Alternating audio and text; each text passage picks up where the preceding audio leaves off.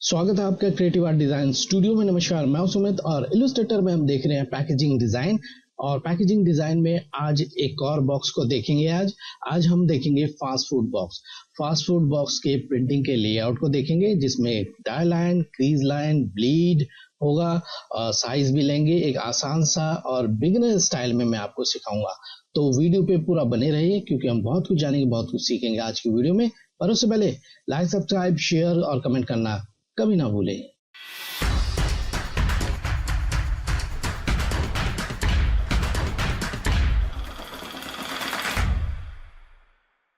तो स्वागत है एक बार फिर से आप लोगों का। आइए स्टार्ट करते हैं। तो इस तरह का होगा हमारा फास्ट फूड बॉक्स। इस तरह का फास्ट फूड बॉक्स एक ऐसा फास्ट फूड बॉक्स होता है जिसमें ग्लू की जरूरत नहीं होती है।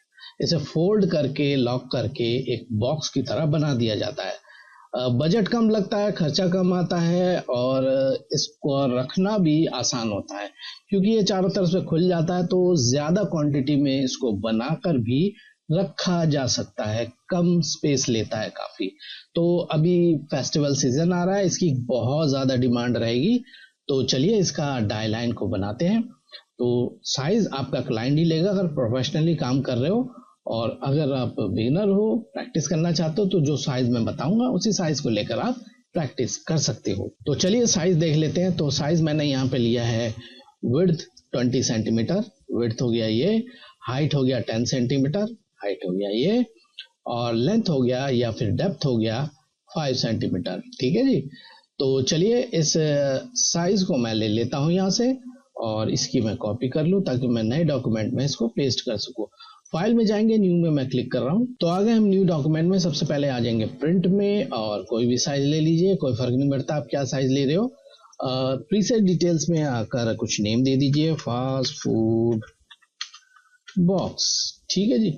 यूनिट अपने हिसाब से ले लेना, मिलीमीटर, इंचेस या सेंटीमीटर, जिसमें भी आपको देखना पसंद हो। मैं सेंटीमीटर ले रहा हूँ। यहाँ से साइज, ओरिएंटेशन, आर्टबोर्ड इनको छोड़ देंगे, इनकी जरूरत नहीं है। ब्लीड को हम बाद में देखेंगे, मैन्युअली क्रिएट करेंगे। उसके बाद आ जाएंगे एडवांस ऑप्शन में। अगर तो आप प्रिंटिंग के लिए बना रहे हो तो CMYK के कलर मोड लेना। अगर आप प्रैक्टिस करना चाहते हो तो RGB वगैरह ले लेना। ठीक है जी। उसी तरह से रास्टर इफेक्ट अगर आप प्रिंटिंग के लिए यूज करना चाहते हो तो 300 ppi से कम मत लेना। अगर प्रिंटिंग नहीं करोगे, सिर्फ आप प्रैक्टिस करना चाहते हो, तो 150 या 72 ppi भी ले सकते हो। क्रिएट करेंगे। ऑलराइट, तो ये लीजिए जी, हमारा आ गया न्यू डॉक्यूमेंट। और अब साइज को यहाँ पे मैं पेस्ट कर देता हूँ। थोड़ा सा मैं छोटा करूंगा और इसको साइड में कहीं लगा देता हूँ। अब सबसे पहले हम अपना साइज लेंगे। तो रेक्टेंगल लेके क्लिक करेंगे, साइज पूछेगा, विड्थ लेंगे 20 सेंटीमीटर और हाइट लेंगे 10 सेंटीमीटर। ठीक है जी। और ये आ गया जी हमारा एक साइज। एक काम मैं करता हूँ कि आर्टबोर्ड को थोड़ा सा बड़ा कर देता हूँ ताकि मेरा डाई लाइन जो है इसके अंदर आ जाए, इस तरह से। इतना होने के बाद मैं देखिए इसके फिल को खत्म कर देता हूँ। स्ट्रोक को ले लेता हूँ। स्ट्रोक का जो विड्थ है 1 पॉइंट है। अगर आप प्रोफेशनली काम करोगे तो 0.5 में इसको बनाना। ठीक है। ये सिर्फ मैं आपको दिखाने के लिए कर रहा हूँ, नहीं तो आपको नजर ही नहीं आएगा अगर मैं 0.5 में बनाऊंगा तो मैंने इसको सेलेक्ट रखा है। अब देखिए हम बॉटम से स्टार्ट करेंगे। बॉटम वाला पार्ट पहले बनाएंगे और अपर साइड वाला पार्ट बाद में बनाएंगे। ठीक है। पहले मैं समझा दूं, फिर हम आगे बढ़ते हैं। ये हो गया जी हमारा बॉटम वाला पार्ट। ठीक है। ये बॉटम है, ये बॉटम फ्रंट है, बॉटम लेफ्ट राइट, ये बैक साइड है, ये अपर साइड है, ये अपर फ्रंट है। ठीक है। इन लॉक्स के बारे में भी बताऊंगा किस तरह से ये लॉक्स बनाए जाते हैं। थोड़ा सा मुश्किल लग सकता है आपको, पर मैंने कोशिश की है आसान तरीके से आपको समझाऊं, क्योंकि इसमें ग्लू नहीं लगता है। तो इसको इस तरह से बनाया जाता है ताकि इसको फोल्ड करके, लॉक करके एक बॉक्स की तरह बना दिया जाए। ठीक है। दिखने में मुश्किल लगता है पर है नहीं इतना मुश्किल। ठीक है। तो ये मैंने एक साइज ले लिया। अब इसके साइड वाले पार्ट बनाएंगे। ठीक है। इसकी एक कॉपी करेंगे, इसके साथ अटैच कर देंगे। याद रखिए, अटैच जब भी करते हो बहुत ही सही तरीके से अटैच करना, या फिर कंट्रोल Y से वायर फ्रेम में जाके बार बार इसको चेक कर लेना। ठीक है जी। नहीं तो बाद में आपका डाई लाइन खराब हो सकता है। तो सेलेक्ट ही रहने देंगे। अब यहाँ पे देखिए 5 सेंटीमीटर हमने एक लेंथ लिया है, तो उसी को लेंगे, ट्रांसफॉर्म के पैनल में जाएंगे, राइट में लगाएंगे रेफरेंस पॉइंट, क्योंकि हम इसको राइट में ही ले जाएंगे। विड्थ में आ जाएंगे और 5 सेंटीमीटर कर देंगे। ठीक है जी। इसी तरह से ऊपर के साइड में, यानी कि फ्रंट, हमारा बॉटम फ्रंट जो है, तो इसकी एक कॉपी करेंगे, इसके साथ अटैच कर देंगे और रेफरेंस पॉइंट नीचे की तरफ लगाएंगे ऐसे, और हाइट में आगे 5 सेंटीमीटर कर देंगे। ठीक है जी। अब यहाँ पे स्टार्ट होता है हमारा लॉक। थोड़ा सा मुश्किल वाला पार्ट है, ध्यान से देखना। तो सबसे पहले जी मैं इसी की कॉपी करके इसके साथ अटैच कर देता हूं ऐसे, और यहां से पकड़ के इसको ऐसे लेके आता। ठीक है जी। थोड़ा सा मैं जूम करके सेलेक्ट करूंगा। अब देखिए इसका सेंटर पॉइंट है यहाँ पे। कंट्रोल आर से रूलर आ जाते हैं, गाइडलाइन लेंगे और गाइडलाइन लगा देंगे यहां से इस तरह से, इस सेंटर पॉइंट के ऊपर। ठीक है, एक वर्टिकल, एक हॉरिजॉन्टल, राइट। अब इस रेक्टेंगल को सेलेक्ट करेंगे और आ जाएंगे ट्रांसफॉर्म के पैनल पे। रेफरेंस पॉइंट सेंटर में लगाएंगे, जो भी वैल्यू आपने लिया है, ठीक है, उसके साथ /3 विड्थ में एंड /3 हाइट में। ठीक है जी। अब यहां से पकड़ेंगे पॉइंट को, यहां सेंटर पॉइंट पे लाके रख देंगे, देखिए कुछ इस तरह से। ठीक है जी। इतना होने के बाद पेन टूल लेंगे यहां से और एक ट्रायंगल जैसा बनाएंगे। देखिए मैं कहाँ क्लिक कर रहा हूं, एक क्लिक यहां करेंगे, एक क्लिक यहां, एक यहां, और स्टार्ट पॉइंट में वापस। ठीक है जी। इतना होने के बाद फिर से मैं सेलेक्ट करूंगा इस रेक्टेंगल को, रोटेट टूल लेंगे और पिवट पॉइंट लगाएंगे इस जगह यहां पे। ठीक है जी। और इसको रोटेट कर देंगे, देखिए कुछ इस तरह से। ठीक है, कंट्रोल वाई से एक बार चेक कर लेते हैं सही जगह है या नहीं। देखिए बिल्कुल सही जगह है। ठीक है, ऑलराइट। सो इतना होने के बाद जी अब मैं ये करूंगा, ये जो गाइडलाइन है इनको मैं हटा देता हूँ, इनका काम खत्म। ऑलराइट, तो इतना होने के बाद अब दोनों शेप को मैं सेलेक्ट करूंगा। उसके बाद हम चले जाएंगे पाथ फाइंडर में और यहाँ से कर देंगे यूनाइट। ठीक है, तो कुछ इस तरह से हमें एक शेप मिल जाता है। ठीक है, अब उसके बाद जी इस कॉर्नर को मैं डायरेक्ट सिलेक्शन टूल से थोड़ा सा कॉर्नर इस तरह से राउंडेड कर देता हूँ, और इसको भी राउंडेड कर देंगे। इसको इस तरह से शार्प कॉर्नर नहीं रखेंगे, थोड़ा सा राउंडेड कर देंगे, बहुत ज्यादा नहीं, थोड़ा सा राउंडेड करना है। बाकी इसको और ज्यादा आप चाहो तो राउंडेड कर सकते हो। ठीक है जी। अब ये वाला जो पॉइंट है इसको थोड़ा सा और अंदर, अंदाजे से मैं इसको थोड़ा सा अंदर की तरफ कर देता हूँ ऐसे करके। तो देखो एक हुक की तरह ये बन जाता है। ठीक है जी। ऑलराइट, सो इतना होने के बाद जी मैं इसी की एक कॉपी करूंगा और रोटेट करके इस नीचे वाले पार्ट के साथ इसको अलाइन मैं कर दूंगा कुछ इस तरह से। ठीक है, अब इसका दूसरा हिस्सा यहाँ पे एक लॉक जहाँ पे होगा, मैं ये वाला लॉक बनाया मैंने अभी, और ये देखिए यहाँ पे ये इसके साथ लॉक हो जाता है यहाँ पे। ठीक है, अब ये वाला पार्ट हम बनाएंगे, तो उसके लिए मैं यहाँ पे आ गया और पेन टूल ले लेंगे। ऑलराइट, तो मैं अब ये कर रहा हूँ जी, मैं यहाँ पे क्लिक कर रहा हूँ, थोड़ा सा बाहर क्लिक करेंगे, बहुत ज्यादा दूर क्लिक नहीं करेंगे। ठीक है, शिफ्ट की जरूर प्रेस रख लेना और यहाँ पे, और इसको थोड़ा सा तिरछा हम करेंगे। देखिए थोड़ा सा जूम करके काम करेंगे, ये देखिए कुछ इस तरह से। ठीक है जी। अब चाहे तो उसको थोड़ा सा इधर उधर मूव करके एडजस्ट कर सकते हैं हम, ऐसे करके कुछ इस तरह से, राइट। इतना होने के बाद अब देखिए ये दूसरा हिस्सा यहाँ पे भी आएगा। तो एक काम करते हैं जी, इनको मैं एक कॉपी कर लेता हूँ, कंट्रोल जी से मैं ग्रुप करके इसको फ्लिप कर देंगे। ठीक है, और इसको यहाँ पे अलाइन कर देंगे कुछ इस तरह से। ठीक है, सेलेक्ट करके कंट्रोल शिफ्ट जी से अनग्रुप करेंगे और इस वाले पार्ट को डिलीट कर देंगे, और इस वाले पार्ट को पहले मैं अभी दिखा दूं ये काम कैसे करता है, नहीं तो आपको कंफ्यूजिंग रहेगी कि ये कैसे काम करेगा। ठीक है, रोटेट टूल का पिवट पॉइंट मैंने यहाँ लगाया। अब देखिए ये कुछ इस तरह से लॉक हो जाएगा ऐसे। ठीक है जी, तो आई होप इतना आप समझ गए होंगे।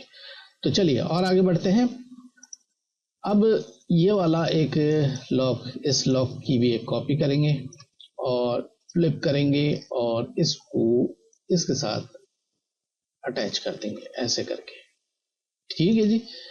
ऑलराइट, इतना होने के बाद जी मैं इसकी भी एक कॉपी करके इसके साथ अटैच कर देता हूँ साथ में। और एक पार्ट यहाँ पे भी आएगा, देखिए यहाँ पे ये वाला पार्ट, ठीक है। साथ में इन लॉक्स के बारे में बताऊंगा, ये वाला लॉक बताऊंगा मैं कैसे बनाया जाता है। तो इसके लिए जी मैं इसी की एक कॉपी कर रहा हूँ और इसके साथ अटैच कर दूंगा। तो अब मैं इसका एक साइज लूंगा, सेलेक्ट करेंगे और ट्रांसफॉर्म के पैनल में आके राइट साइड पे इसका लगाएंगे रेफरेंस पॉइंट, जो भी वैल्यू उसके साथ दे देंगे हम 3/3 और एंटर विड्थ में। ठीक है जी। इसको थोड़ा सा राउंडेड करना चाहो तो कर सकते हैं, बहुत सारे लोग राउंडेड भी करते हैं या थोड़ा सा तिरछा भी कर लेते हैं, जैसा आपको ठीक लगता है वैसे कर सकते हो। चलो जी, इसको थोड़ा सा राउंडेड भी कर देते हैं।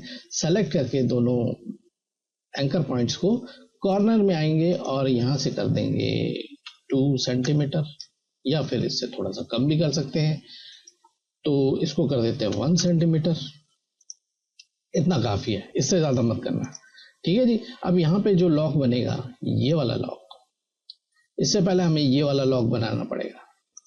ठीक है जी। तो यहाँ पे बनाएंगे वो वाला लॉक। तो यहाँ पे एक रेक्टेंगल ले लेता हूँ, एक रेक्टेंगल को मैंने इस तरह से ड्रॉ किया। ठीक है जी।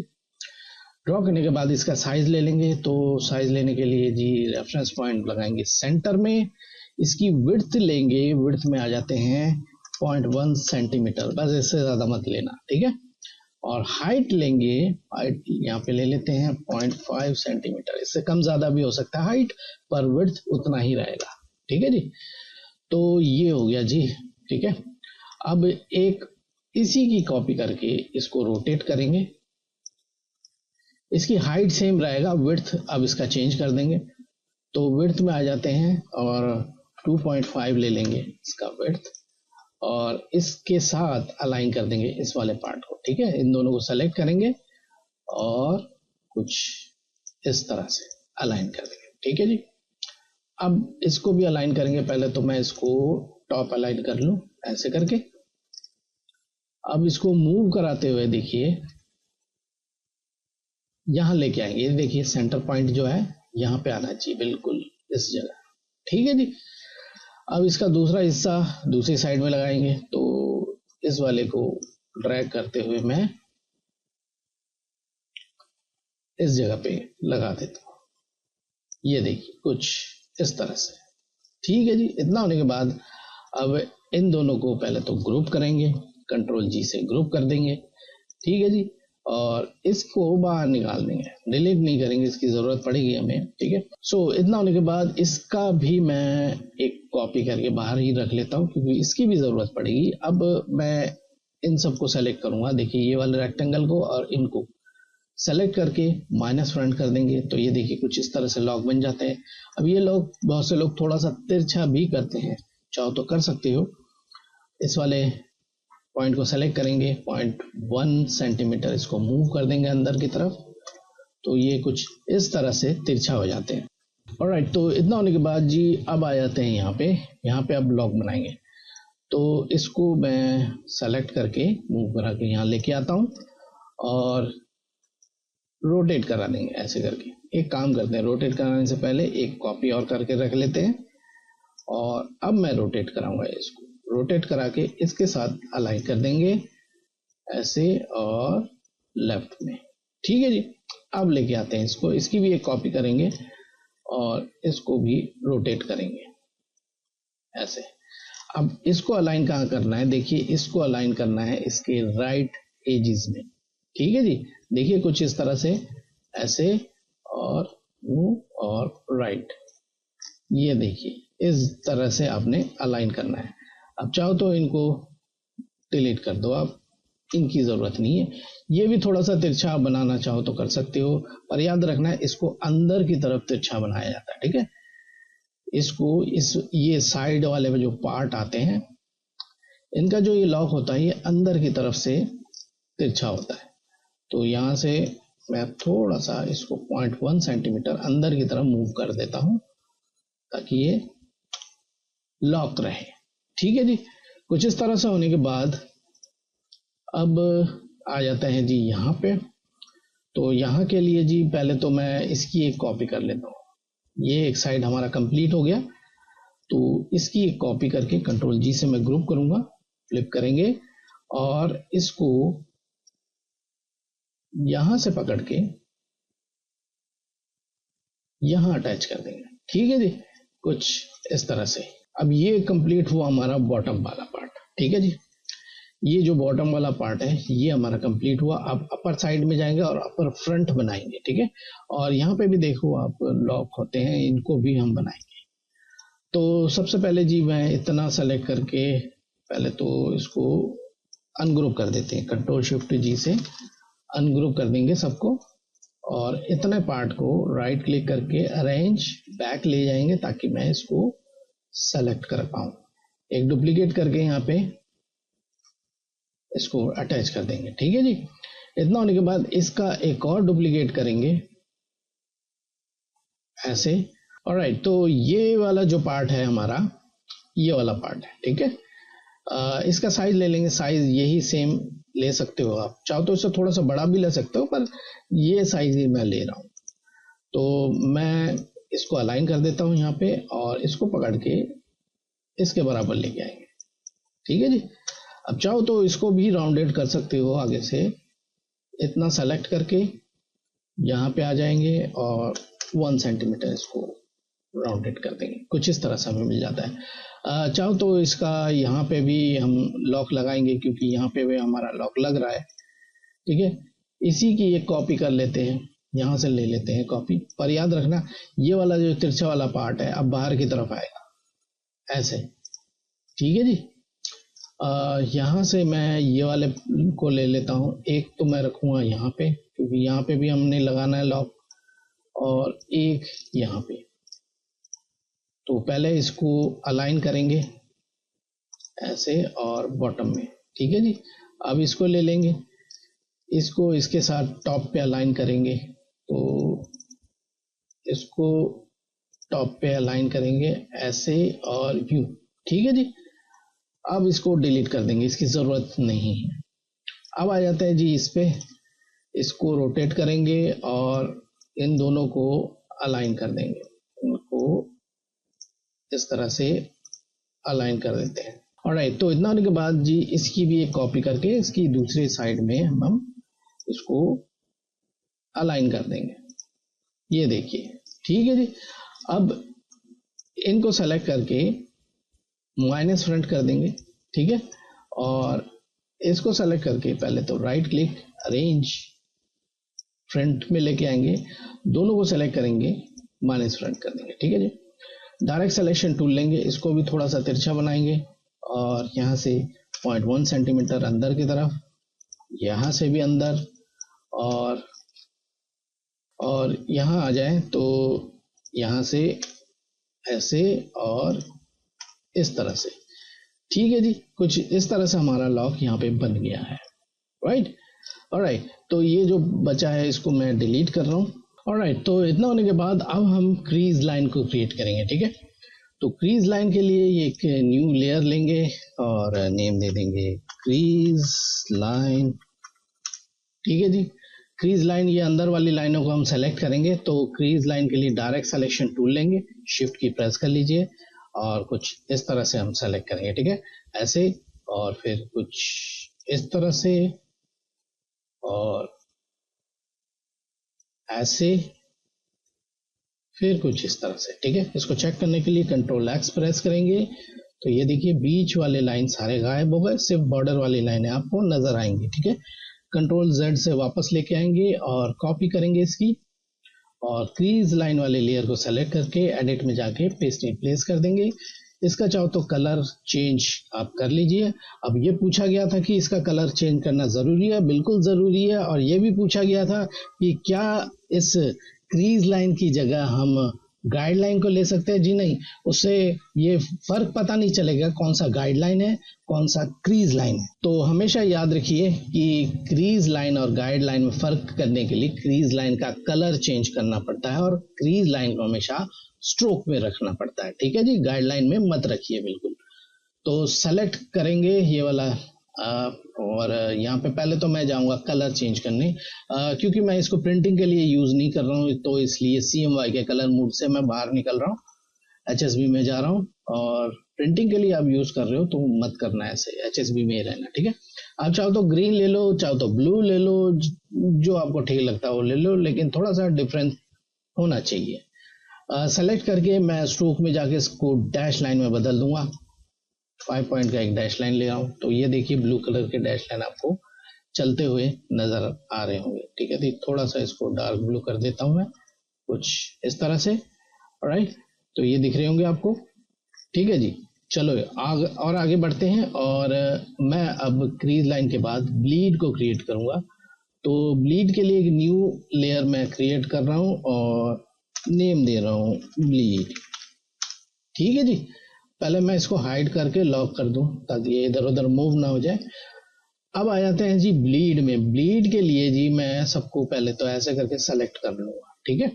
अब जितने भी लॉक्स आपको दिख रहे हैं ये वाले, ठीक है, इनको डीसेलेक्ट करेंगे।